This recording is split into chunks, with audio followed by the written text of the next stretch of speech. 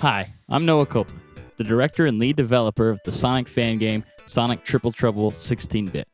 Today, we'll be taking a deep dive into the development of the game, giving insight into how my team and I create the art, music, and levels.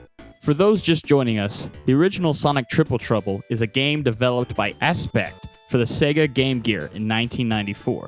My project is a reimagining of said game in the style of the 16-bit Sonic classics that were released for Sega Genesis and MegaDrive. This is an unofficial, not-for-profit, freeware project, not affiliated with Sega. Let's dive in. My vision for this project is simple in concept. What if Sonic & Knuckles was not the last mainline Sonic game on Sega Genesis? What if Sega had made one final Sonic platformer for its flagship console in, say, 95 or 96? What if Sonic Triple Trouble was that game, instead of an 8-bit handheld experience? Much like how Shovel Knight imitates the NES, this game would imitate Sega Genesis, but developed for a modern Windows machine. Seems simple enough. Just do what the old games did and you're golden. In practice, this presents a lot of challenges. In order to achieve my goal, I had to learn to embrace every limitation of the 90s console machine. Those classic Sonic games have such a particular feel that you really can't phone it in. Let's start with the art and graphics. In order to look authentic, my team and I had to conform our art to the restrictive color limitations of the Sega Genesis. The original console can only show about 64 colors on screen at one time, under most circumstances. Those 64 colors are then divided into 4 16-color palette lines, like this. In Sonic, those were usually grouped as such: characters, objects, foreground tiles, and background. So you can see it's not just about total color count, but it's also the way those colors are distributed that makes the Sega Genesis look the way it does. In most cases, a particular object would likely only use a single palette line. For example, this is our lovely turtle boss from Great Turquoise Act 2. He is only using one palette line here. Now keep in mind, we aren't making this game for an actual cartridge. We are using a modern game engine, Game Maker Studio 2, so it's much easier to code for. Thus, there's no physical restriction on the number of colors we can display. But if we want that authentic look, we must self-impose these restrictions. The artists working on this game often give me sprites and tiles that are over the color budget, and we must manually condense them down to 16. This is actually a lot of work, and most people probably won't notice, at least not consciously. However, I'd argue that it does affect a player's perception of the game unconsciously. The human brain has an incredible knack for picking out patterns, and I think this level of detail to our game's color palette goes a long way in providing a cohesive look.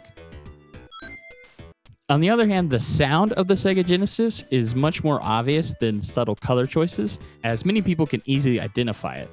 Here's a brief technical breakdown of the Sega Genesis. It had 2 sound chips, the Yamaha YM26112 FM synthesizer, and an 8-bit PSG chip. In a typical Sonic song, the Yamaha chip was used like this: 5 monophonic channels for melodies and notes, and a 6th channel for lo-fi drum samples. The PSG chip is used for 2 channels of bleepy 8-bit sounding accompaniment, and a noise channel for imitating hi-hat and crash cymbals. So as with the graphics, I've faithfully adhered to these limitations while developing the soundtrack. The original Game Gear music was composed by Yayoi Waichi, and it's the only Sonic game she ever worked on. As such, the music kind of has a different sound to it than most of the other Sonic games, so it's kind of been challenging finding a compromise between her erratic style and something more familiar to Sonic fans. I think we've done a decent job so far. Oh, and if you're wondering, I use FM Drive by Ally James Lab for all my MegaDrive sounds. Our guest musicians use Defil Mask. One potentially divisive decision I've made for the game is to render the game in an old-school 4:3 aspect ratio. To be honest, I fought against this for a long time because, come on, who wants to play anything less than 16:9 these days? However, I had to learn the hard way that aspect ratio actually affects the way you design levels. A hidden secret that's just off screen in 4:3 becomes painfully obvious on widescreen. I found that my level design started to stretch out horizontally when I was developing for widescreen. It starts to feel less like Genesis Sonic that way, because those games were designed for a much more condensed view space. aspect ratio also affects where you place characters in cutscenes as well. Honestly, it surprised me how many little things get affected by screen size, and how just impractical it would be to say, oh, we'll just have a simple on and off toggle in the options menu.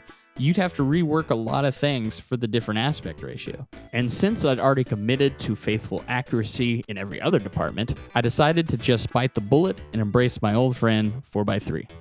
Speaking of level design, the classic stages we all know and love were typically made out of 128 pixel chunks of tiles. For example, this is the sheet you see here for Emerald Hill Zone from Sonic 2.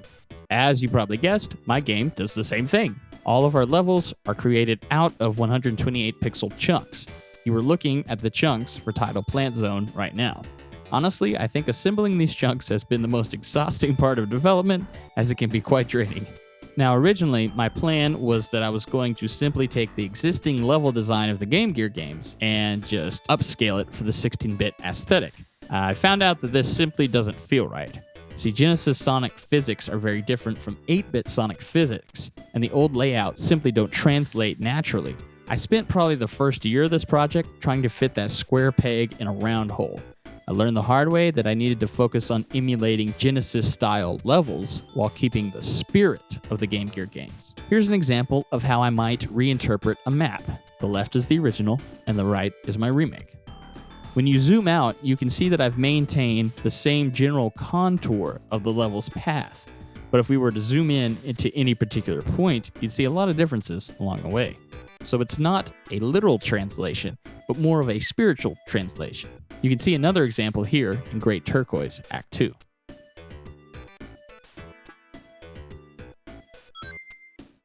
You might know this, you might not. The Japanese name of the original game is Sonic and Tails 2.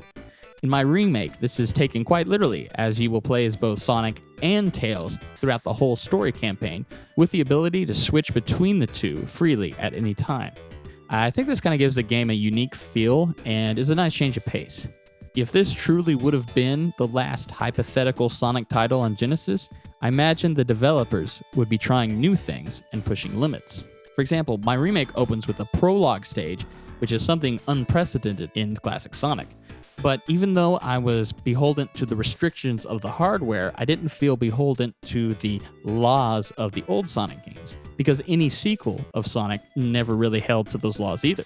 This is much in the same way that Sonic 2 did things that the first game didn't, and Sonic 3 did things that 2 didn't. I don't see any reason why my game has to be more legalistic than the games it's imitating. As such, I've taken the liberty of expanding upon certain elements, including extended Seafox sections, new gimmicks, and maybe even whatever this is. Forget you saw that, it might get scrapped, okay? No promises. In conclusion, I hope it's clear how much care and thought my team are putting into this remake project. It's a passion project after all, so I can only work on it in my limited spare time. Most importantly, I hope it's enjoyable for those that play it. After all, that's the reason we make games, art, and movies, so that people can experience it and enjoy it. If you're interested, you can follow me on Twitter @NoahInCopeland, where I post updates on this project. Thank you for listening.